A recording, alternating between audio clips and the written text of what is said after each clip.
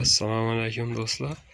Sizlar bilan yana shu Yangilik Cheksiz kanalida bir qator o'tchilik aytilgan ishlarni hozir ko'rsatib o'tamiz. Berimiz O'zbek Yap degan ekan.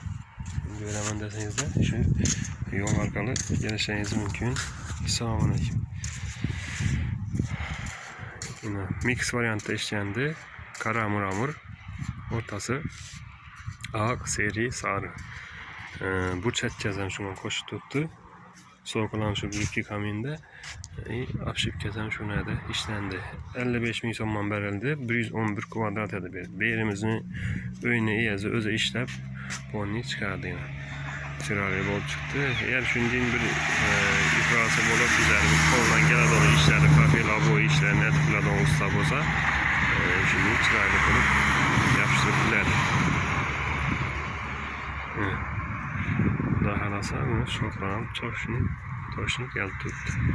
Müracaat eden olmasanızda, zakaslardan bulsanızda telefon numarlarınızı aytıp ötemiz. Bir qatar 97'lik 512 20 89 95'lik 06 555 06 89 numaralarına telefon rastla.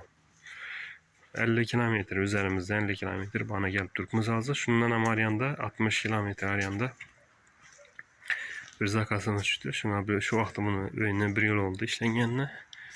Video obzor etmedik. Hazır şu yolumuz düşen için bir kata gösterip öteyin dedik.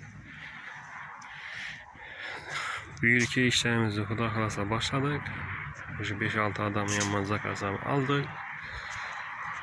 Ularla bir kata video obzor etip düşürüp paramız. Sağ selamet olun. Bizden güzel işte devam edin. Yangi işlerimizni Xudo xolasa tashlab qolamiz. Sog' salomat bo'ling.